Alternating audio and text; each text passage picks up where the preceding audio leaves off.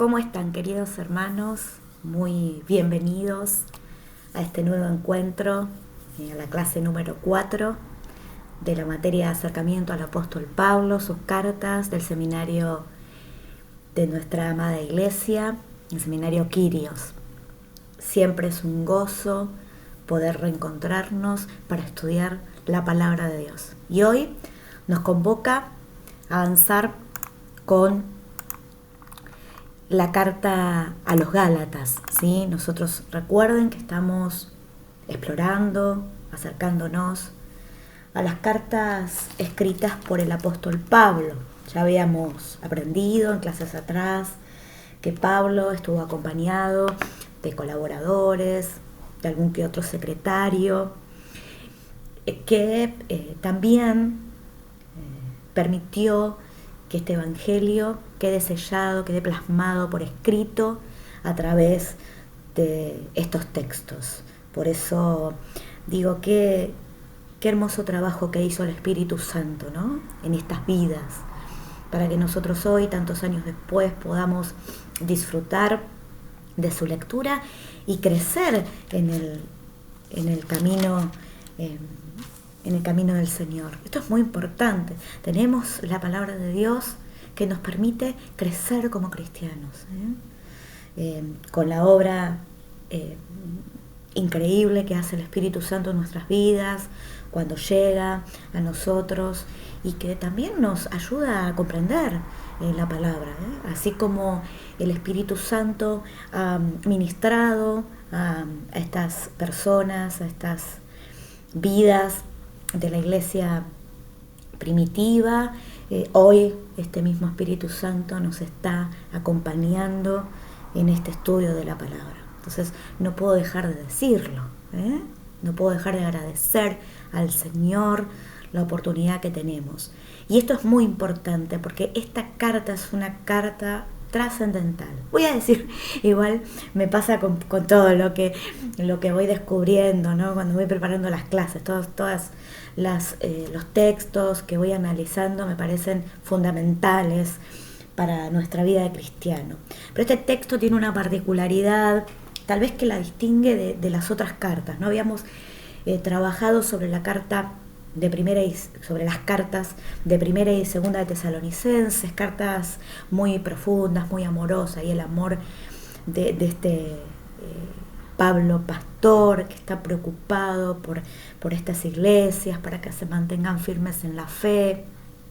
Pero bueno, acá aparece una especie de giro de esta forma de escritura del apóstol, pero un giro con razón, ¿no? Hay una justificación por la cual el apóstol Pablo escribe esta carta en esos términos que la escribe. Yo les dije en el audio que les mandé el otro día que iba a ser muy importante que ustedes lean, antes de leer esta clase, la epístola a los Gálatas, ¿sí? Para que entiendan un poquito más la clase, ¿sí? Que le den una leída a Gálatas primero.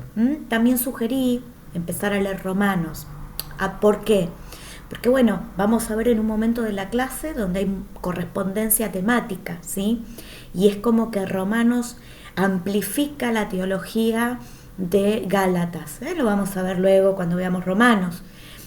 Romanos más bien es un tratado, más que una carta, ¿no? Es un tratado teológico.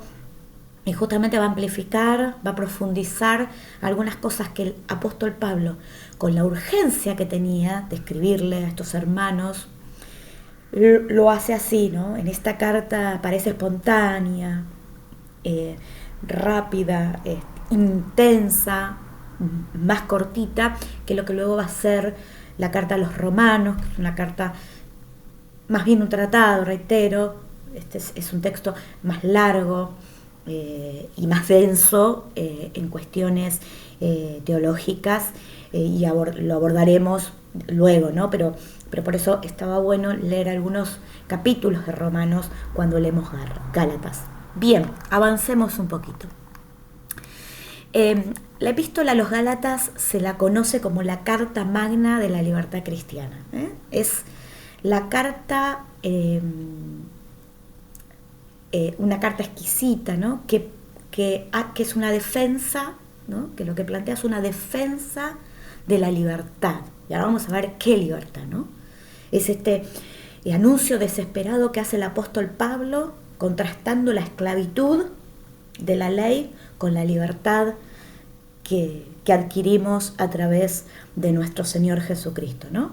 Fue escrita en un contexto de profunda preocupación del apóstol Pablo, de esta urgencia que tenía por clarificar algunas cuestiones cuando había recibido noticias de que había creyentes gentiles, no judíos, de estas iglesias que estaban siendo inducidos a suplementar el evangelio que habían recibido del apóstol Pablo, practicando, incorporando algunas prácticas de la ley judía, específicamente la circuncisión, que era una práctica que tenían los judíos de la antigüedad y que el pueblo judío sostenía en ese momento, sostiene ahora, y también el cumplimiento de algunas fechas vinculadas también a eventos judíos religiosos. Entonces, la gran preocupación de Pablo era: él había predicado un evangelio y estos hermanos que habían no judíos, que habían recibido esta palabra, estaban inducidos, estaban queriendo ser convencidos para que se incorporen a estas prácticas, pero lo más grave de esto, porque se los estaba induciendo a que lo tenían que hacer, porque si no, no alcanzaban la gracia, no alcanzaban la salvación, como que les faltaba eso para realmente ser justificados por la fe, ¿no? Entonces, dentro de este marco, este es el contexto de gravedad, es que Pablo escribe esta carta, ¿sí?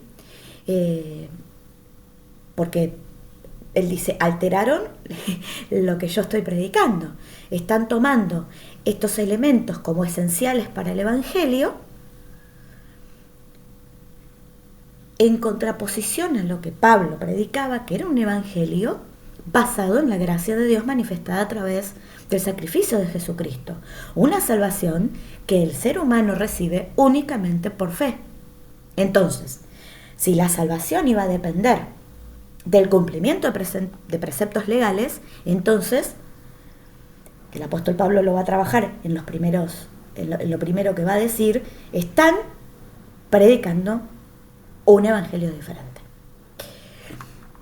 La carta fue escrita por el apóstol, un defensor de la libertad espiritual que comprendía que ni judíos ni gentiles podían ser liberados de sus pecados mediante sus propios esfuerzos o practicando ciertos ritos, ciertas condiciones que tenía la ley judía.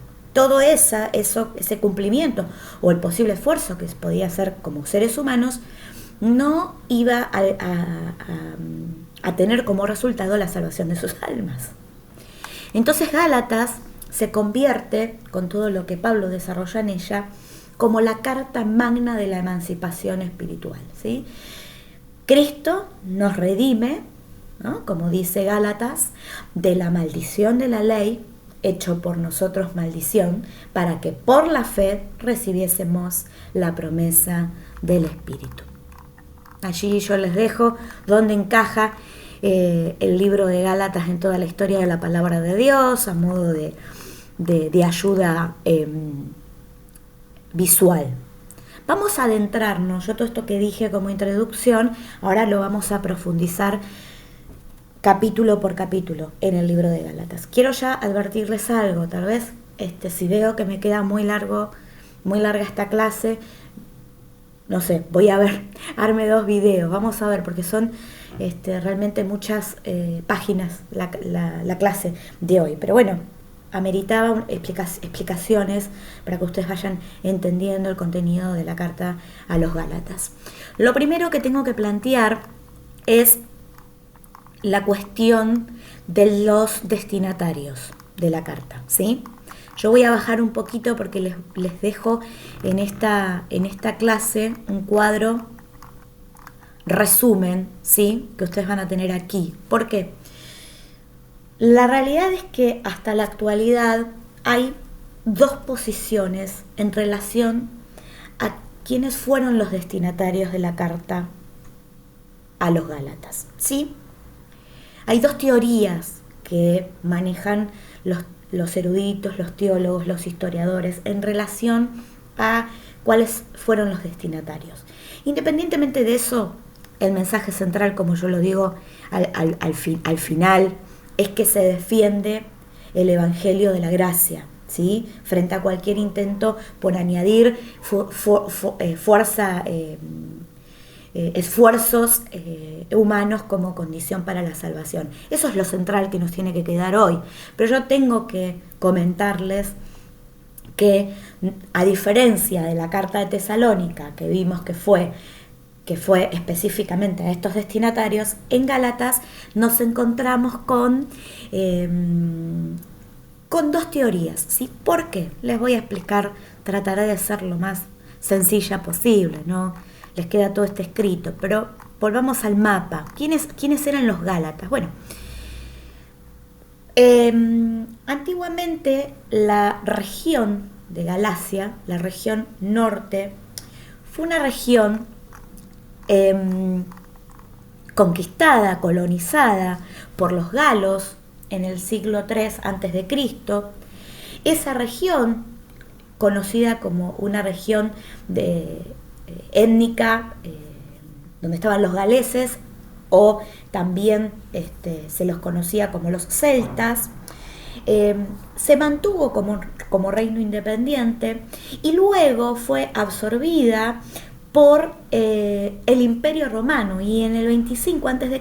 terminó siendo parte esta región del norte, esta región que se termina conociendo como provincia de Galacia, formando parte del Imperio Romano, ¿sí? Esto es muy importante ubicarnos, que es la parte del norte, porque va a estar la teoría del norte y la teoría del sur, ¿sí? Y es lo que algunos historiadores comentan, que no queda muy claro si está dirigida esta carta a la región del norte, esta región étnica de galos, ¿sí? Provincia incorporada al Imperio Romano, o si el apóstol Pablo se refería a la parte del sur de Galacia, que ustedes lo van a observar aquí en el mapa, esta parte del sur de Galacia, ¿sí? Que, por lo que nosotros entendemos de información que recibimos del libro de Hechos de los Apóstoles, sería la Galacia del sur, ¿sí?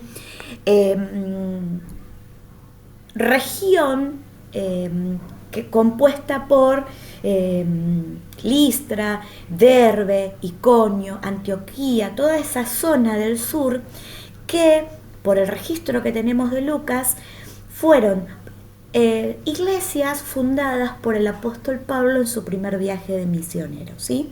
O sea, la teoría de Galacia del Sur, ¿no?, dice que el apóstol Pablo en realidad les habló a esa región, ¿sí? A la región sur de esta provincia romana, la región sur, que eran estos lugares que se mencionan en Hechos 13 y en Hechos 14, también administrada por el Imperio Romano, que fue fundando en su primer viaje misionero el apóstol Pablo.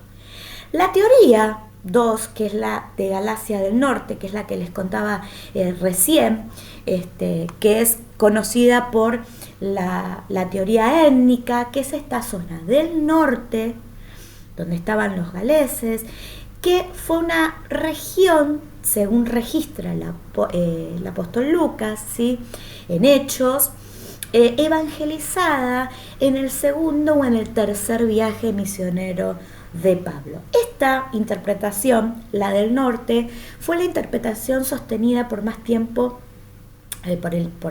por la iglesia primitiva y por los estudiosos, fue la más a la que más se adhirieron, ¿sí?, los hermanos.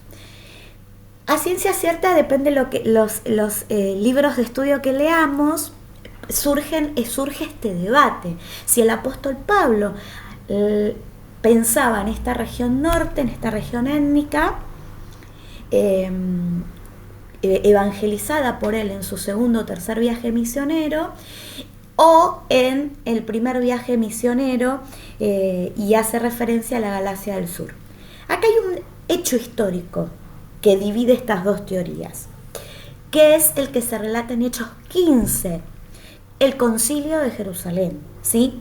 Quienes sostienen que el apóstol Pablo les hablaba a la región del sur, dicen, bueno, esto lo está hablando él antes del Concilio de Jerusalén.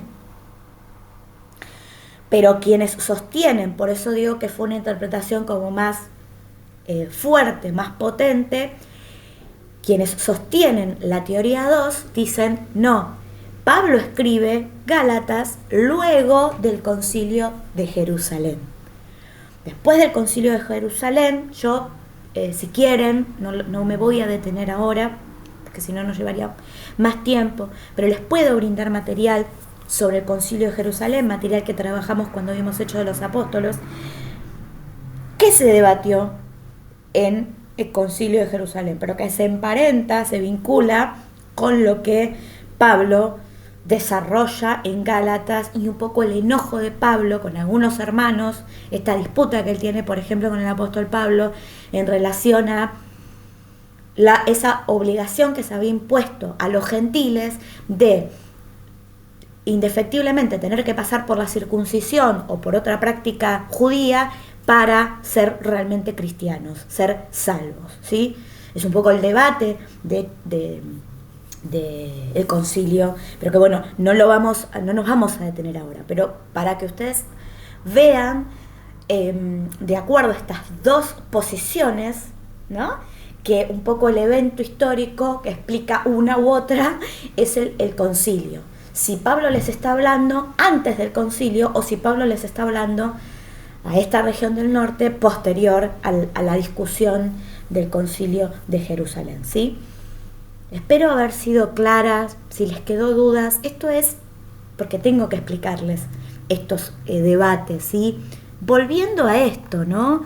Lo más importante para nosotros, que nos quede claro que el propósito central de esta carta es defender el Evangelio de la gracia, es sostener una y otra vez que somos salvos por gracia, por medio de nuestro Señor Jesucristo, y que a nosotros no nos va a salvar ningún requisito humano, como la circuncisión o como cualquier otra cosa. Por ejemplo, si lo tendríamos que traer a la actualidad, no nos salva una caminata a determinado lugar en particular, no nos salvan las obras, nos salva la fe. Y este es el mensaje central de los Gálatas, ¿sí? De la carta a los Gálatas. Esto es muy importante. Yo tengo que igualmente plantearles este dilema que los estudiosos fueron trabajando a lo largo de los siglos, ¿sí? Porque bueno, estamos en un seminario y estamos estudiando, entonces lo hacemos con cierta profundidad. Si quedaron dudas, reitero, me chiflan, me mandan un mensajito y me dicen, Belén, esta parte no la entendí, ¿la podés explicar de vuelta? Ningún problema, se explica de nuevo, no hay ningún problema. Yo, a diferencia de otras clases, por eso quedó bastante larga, les incorporé algunas imágenes visuales, porque por ejemplo esto nos ayuda un montón a entender este debate histórico de quiénes fueron los destinatarios de esta carta. Avancemos, vamos a arrancar. Vieron que yo les dije que es muy, muy interesante el ejercicio cuando ustedes se aproximan a las cartas, de leer la salutación y de volver a leer cómo se despide Pablo, ¿no? Y acá es muy fuerte porque Pablo arranca, y yo lo quiero leer, si bien acá les puse un versículo, pero les quiero leer la salutación de esta carta, porque tal vez es distinta este saludo a los otros saludos, ¿no? Dice Pablo apóstol. Esto va a ser muy importante porque Pablo, que estaba un poco enojado, o sea, con ímpetu, arranca diciendo Pablo apóstol y hace una aclaración: no por disposición de hombres ni por hombre, sino por Jesucristo y por Dios Padre que lo resucitó de los muertos. ¿Por qué hace esta aclaración Pablo? Porque se estaba poniendo en tela de juicio su apostolado, ¿no? Entonces él dice, ojo, yo soy Pablo apóstol. pero no apóstol de hombres. A mí no me eligió, no me hizo apóstol ninguna, ni práctica humana, ni decisión humana. Yo soy apóstol por Jesucristo y por Dios Padre que lo resucitó de los muertos. Entonces hace este saludo, ¿no? Y todos los hermanos que están conmigo a las iglesias de Galacia. Ya explicamos esto, ¿no? Gracia y paz sean a vosotros de Dios Padre y de nuestro Señor Jesucristo, el cual se dio a sí mismo por nuestros pecados para librarnos del presente siglo malo, conforme a la voluntad de nuestro Dios y Padre, a quien sea la gloria por los siglos de los siglos. Amén. Acá no quiere él dejar ninguna duda. Entonces ya en estos versículos hace una aclaración poderosa en relación a esto que él va a defender en toda la carta, que es la libertad por medio de la salvación, de la justificación por fe, por la fe a través de nuestro Señor Jesucristo. Entonces, lo que dice inmediatamente es lo asombrado que está, que yo acá se los menciono, de que tan pronto se hayan alejado de esto que él había predicado. Fíjense la diferencia con lo que habíamos estudiado en la última clase a la carta a los Tesalónicas. Él enalteciendo cómo la iglesia de Tesalónica se había sostenido, se había firmado en la fe, y acá al revés, había dicho, acá Pablo está asombrado de que hayan en tan poco tiempo se hayan alejado de lo que él había predicado, y algo muy interesante, ¿no?, que surge aquí. No para algo un poquito parecido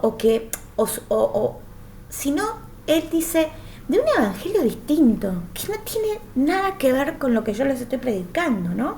Y él utiliza un término en griego que está justamente diciendo un evangelio totalmente diferente.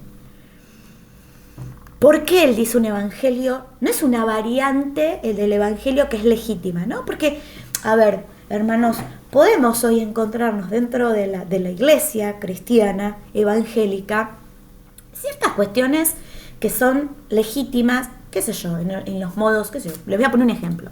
Hay iglesias que cantan solamente himnos, por ejemplo. Hay iglesias que cantan otro tipo de canciones o de música. Esos, podríamos decir, son estas variantes que pueden ser legítimas en el verdadero cuerpo de Cristo, en la verdadera iglesia. Ahora, lo que Pablo plantea con este término de evangelio diferente es que ellos no estaban en algo dentro de lo legítimo, sino algo completamente diferente. Por eso al apóstol Pablo lo enojaba tanto, porque Pablo dice, ustedes están imponiendo que estos hermanos gentiles, o sea, que no eran judíos, se les está imponiendo cumplir con ciertos requisitos de la ley, como es la circuncisión, como un elemento indispensable para la salvación. Y yo eso no es lo que prediqué, dice el apóstol Pablo. El apóstol Pablo dice, yo prediqué la gracia de Dios a través de su Hijo Jesucristo, que se alcanza, o sea que el único requisito para el cual alcanzar esta salvación es a través de la fe. Entonces, por eso el apóstol Pablo está con tanta vehemencia defendiendo su evangelio y les señala que lo que ellos están haciendo o en donde se están posicionando es algo totalmente distinto a lo que él había predicado, ¿sí? Por ejemplo, él dice en el versículo 8, dice, mas si aún nosotros, estos versículos es tremendo, ¿no? O un ángel del cielo os anunciare otro evangelio diferente del que os hemos anunciado, sea anatema. O sea, el apóstol Pablo, que está con esta vehemencia, está diciendo, ojo, que el que está predicando este evangelio, que es totalmente distinto, es anatema. Está predicando algo diferente y algo que a mí me gustó mucho de esta imagen, falso. No es verdadero este evangelio de Jesucristo. Es un evangelio falso. Como antes hemos dicho, también ahora lo repito, si alguno os predica diferente evangelio del que habéis recibido, sea anatema. Pues, ¿busco ahora el favor de los hombres o el de Dios? ¿O trato de agradar a los hombres? Pues si todavía agradara a los hombres, no sería siervo de Cristo. Este versículo 10 yo lo voy a explicar hacia el final, un poco las razones por las cuales estas personas están inclinándose a este evangelio diferente. ¿Qué había detrás de esta divulgación errónea? Había una intencionalidad que la voy a desarrollar en un rato. Sigamos. A medida que avanzamos en la carta, comprendemos la naturaleza del problema, ¿sí? Algunas personas habían enseñado a estos creyentes gentiles que debían circuncidarse para ser verdaderos cristianos, ¿sí? Entonces, la circuncisión, como les decía hace un momento, se convertía en un requisito indispensable para la salvación. Lo que equivalía a afirmar que esta dependencia de la obediencia a los mandamientos de la ley judía y no exclusivamente de la gracia de Cristo, era lo que, como les decía hace un momento, iba a ser suficiente para alcanzar la salvación. O con eso, no suficiente, sino que eso iba a ser necesario para completar su salvación, ¿no? Ahora, acá hay algo también interesante que yo les decía, ¿no? Él desarrolla un poco más el capítulo 5, que lo vamos a ver hace un momento. Este problema que yo recién les comentaba, tratado en el Concilio de Jerusalén, en Hechos 15, de que si bien Pablo, por eso en la carta no menciona explícitamente el Concilio de Jerusalén, algunos estudiosos sugieren que esta carta fue posterior al concilio, ¿sí? Como les decía hace un momento, no podemos decir que esto es concluyente. Por eso les decía que están estas dos teorías, los que dicen que esto fue escrito antes y los estudiosos que creen que fue escrita después del concilio de Jerusalén, ¿no? Avanzamos. Fíjense que yo fui fraccionando la carta a los Gálatas y les fui poniendo subtítulos, ¿sí? Recién vimos el planteamiento del problema hasta el versículo 10 del capítulo 1. Ahora avanzamos en la lectura de Gálatas y vamos a hablar de Gálatas 1:11 al 2:21. Esto creo que va a organizar las lecturas de todos nosotros, ¿sí? Ahora, en este fragmento de la carta es muy interesante porque Pablo hace un recorrido de su conversión y él lo encuentra necesario para justamente confirmar su llamado apostólico como un llamado directo de Dios. ¿Vieron esto que yo les decía? Cómo él inicia la carta y lo hace en esos términos. Y él se toma un tiempo en la carta para recorrer su llamado, su conversión y toda su trayectoria, ¿sí? Para ello yo les subí esta línea de tiempo que creo que nos va a ayudar mucho a recomponer lo que él habla en Gálatas y un poco este juego que podemos hacer con Hechos, ¿no? Hechos de los Apóstoles va relatando este primer encuentro que tiene el apóstol Pablo con Cristo camino a Damasco, este viaje que él hace para recibir instrucciones directas del Señor, después cómo vuelve a Damasco, después esta visita que él hace a Jerusalén, donde conoce a Pedro, este ministerio que se sigue desarrollando en lugares como Siria y Cilicia, luego este recorrido que él hace en su segundo viaje misionero a Jerusalén con sus colaboradores que aparecen en Gálatas, aparece Tito, aparece esta discusión que él tiene con el apóstol Pablo, pero bueno, en este fragmento de la carta él hace su recorrido para confirmar su llamado apostólico, ¿sí? Y me pareció interesante que ustedes lo vean en esta imagen, ¿no? Lo lean y también observen este recorrido que él hace justamente para confirmar que su llamado, que la predicación del evangelio que él realizaba lo hacía bajo esa cobertura, bajo la cobertura del Espíritu Santo, guiado en cada uno de sus pasos y de sus decisiones por el Señor. Y era muy importante para Pablo plantearlo en estos términos, porque recuerden ustedes que el apóstol Pablo no tiene el mismo recorrido, podríamos decir, que otros apóstoles. Por ejemplo, el apóstol Pedro, que caminó y que estuvo y formó parte del ministerio de Jesús en la tierra, en esos 3 años de ministerio. Lo del apóstol Pablo fue posterior. Entonces, ¿qué pasaba? Que esto un poco se debate y se plantea en el Concilio de Jerusalén. Un poco se ponía en tela de juicio el llamado de Pablo, porque no había sido como el mismo recorrido el apostolado de Pablo. Por eso Pablo se toma un tiempo acá para decir, no, esperen, yo soy apóstol de Cristo. A mí el Señor me paró, me detuvo camino a Damasco, me habló directamente a mí, me eligió. Tuve todo un periodo, un proceso de estudio, de ministración, y después, bueno, salí a evangelizar con un llamado muy fuerte al pueblo gentil. Entonces él quería justamente recordarles este recorrido que había hecho, ¿no? Y confirmar su llamado. ¿Por qué? Bueno, por estas cosas que andaban dando vuelta. Sigamos.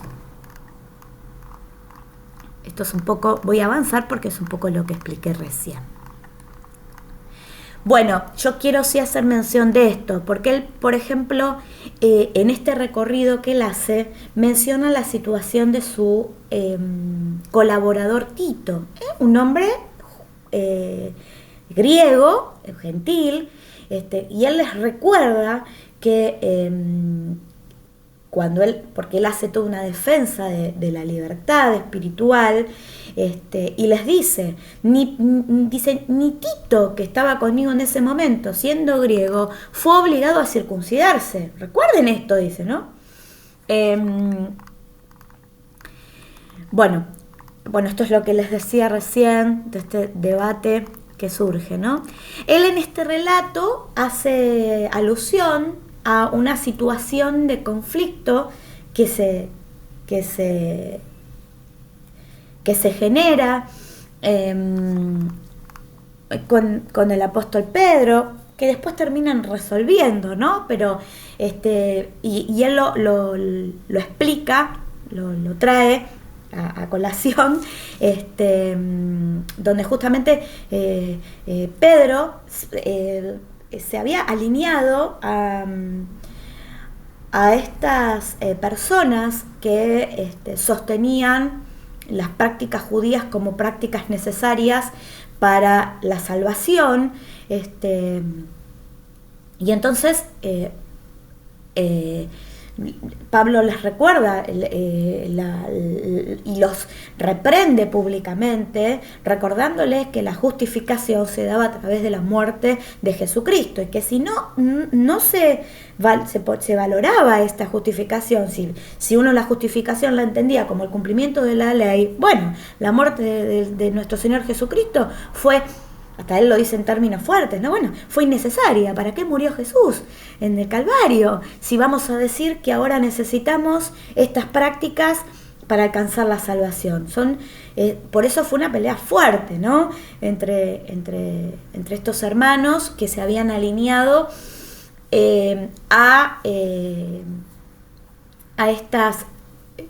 este movimiento. Yo aquí voy a hacer un paréntesis, porque también me pareció, porque acá va a aparecer en Gálatas este movimiento que se conoce como judaizante, y yo les preparé también un material para que entendamos también a qué se hace referencia, porque aparece en Gálatas este movimiento, que fue un movimiento. Ustedes van a tener este material preparado, y aquí les voy a mostrar que también van a tener este otro material.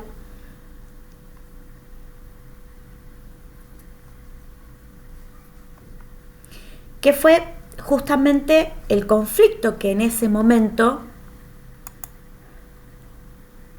se había, podríamos decir infiltrado. Esta forma de pensar se había infiltrado en estas comunidades cristianas, y por eso Pablo se encuentra en la necesidad de clarificarlo, ¿no? Yo lo quiero mencionar porque, hablando justo de esta discusión entre Pablo y el apóstol Pedro y los otros hermanos, de fondo está esta discusión, ¿no? Y yo brevemente quiero hacer mención, ¿no?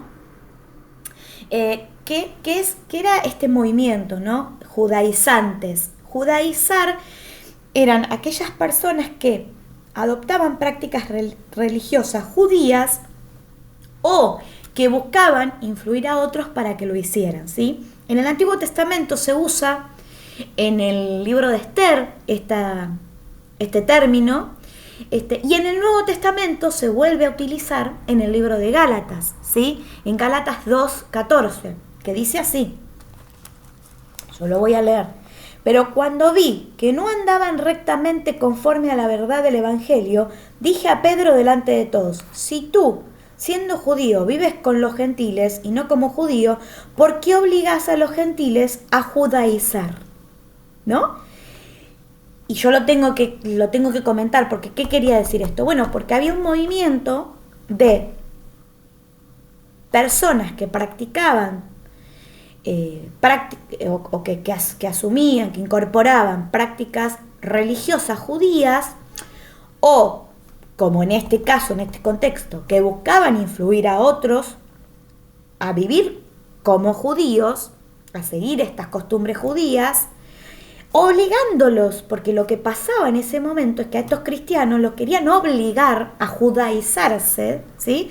a volverse cristianos gentiles, practicantes de ciertos ritos judíos, para que sean salvos, ¿sí? Entonces, en esta puja se encontraban en ese momento, y por eso el apóstol Pablo le dice a Pedro: pero escúchame, Pedro, vos que sos judío y vivís como gentil, ¿no?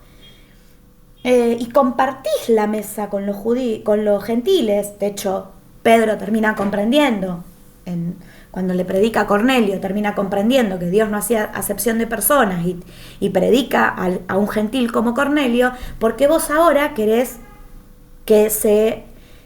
obligar al pueblo gentil a que realice ciertas prácticas religiosas judías para que, digamos, bueno, sí, son salvos, porque ahora sí, se tienen que circuncidar para ser salvos, ¿no?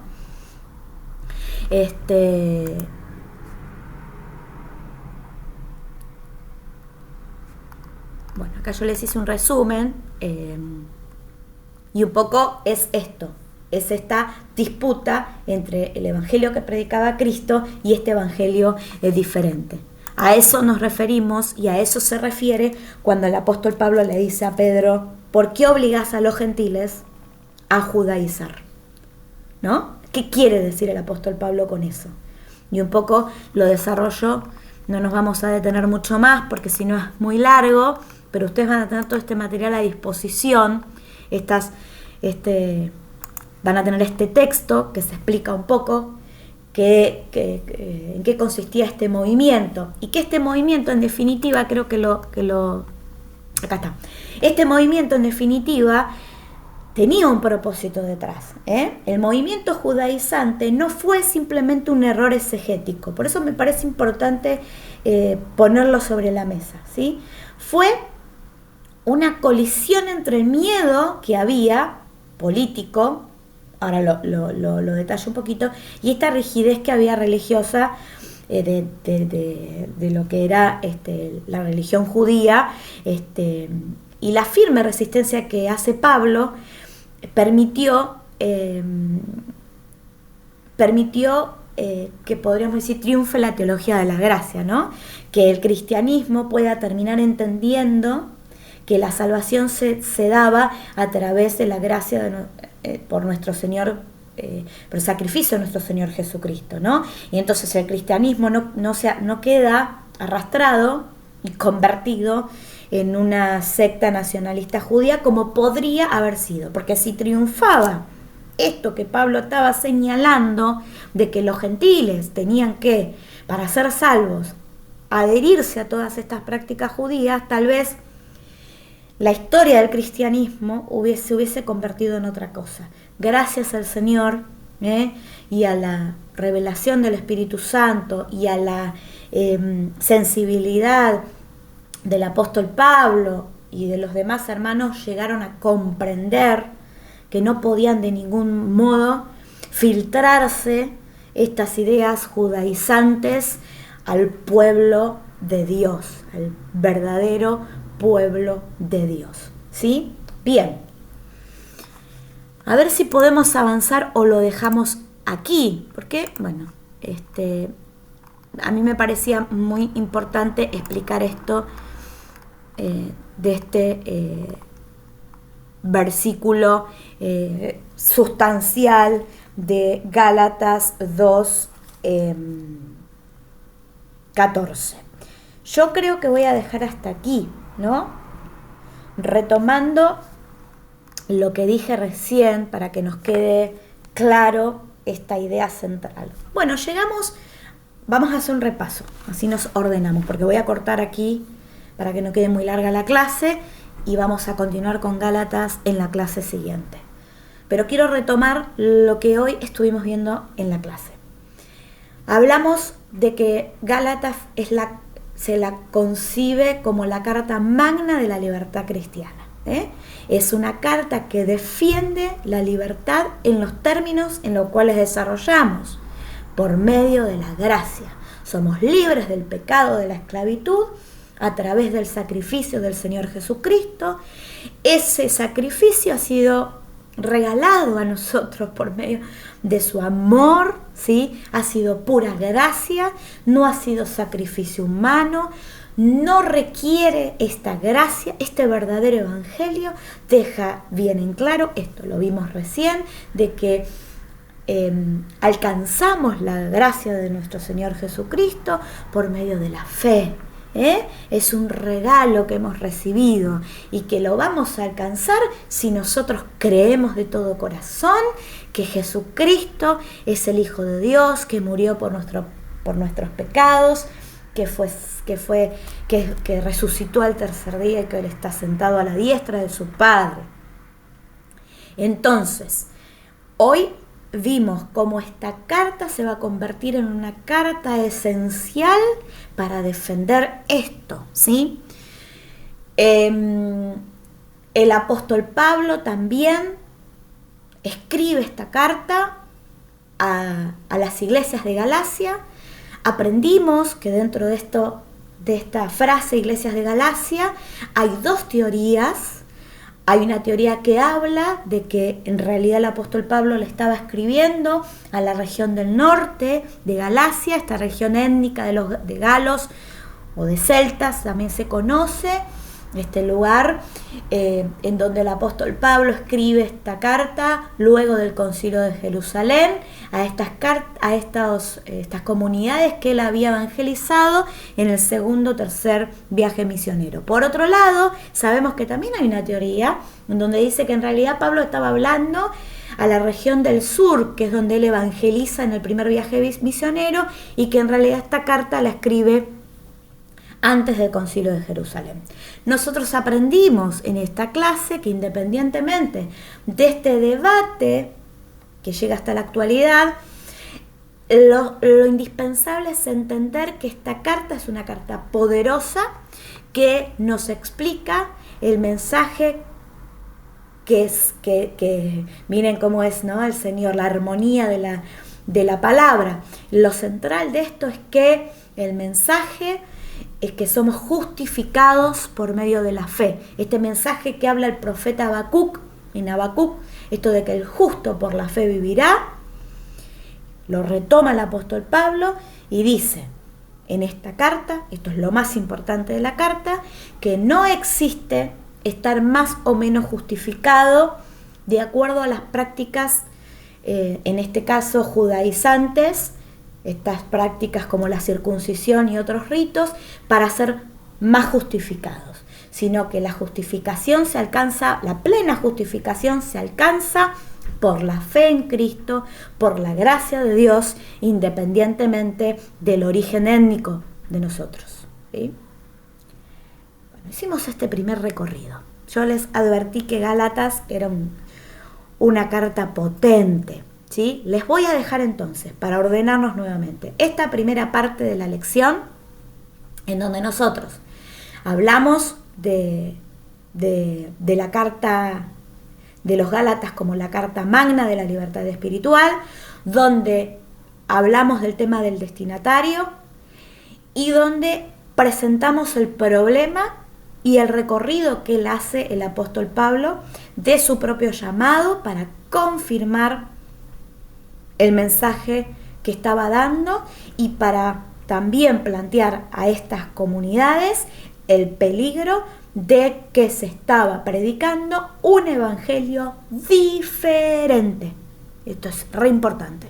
Un evangelio diferente, que no era el evangelio predicado, el verdadero evangelio predicado por el apóstol Pablo y por el resto de los hermanos de ese momento, y que cuidado, se estaba filtrando estas ideas de judaizar a los gentiles. Entonces él hace esta carta de urgente, diciendo, esperen, ustedes están incorporando un evangelio totalmente distinto. Bueno, hasta aquí vamos a dejar. Les invito a releer hasta el capítulo 3, porque bueno, la próxima clase nos vamos a dedicar a explorar desde Gálatas 3 hasta el final de la carta, estos 3 capítulos que nos queda por estudiar, ¿sí? Que el Señor les bendiga mucho. Les subo entonces esta clase, el material de la explicación de este término judaizar y la presentación también, y una actividad vinculada a esta primera parte que estuvimos viendo. Recuerden que si tienen alguna duda, me escriben. Espero que haya sido de bendición para sus vidas y que sean abrazados durante todos estos días por la gracia de nuestro Señor Jesucristo, ¿no? Y por la tranquilidad y la seguridad que tenemos como cristianos de que por medio de la fe somos justificados en Cristo y que la gracia de nuestro Señor Jesucristo es suficiente. Es suficiente, su amor es suficiente. Que el Señor les bendiga.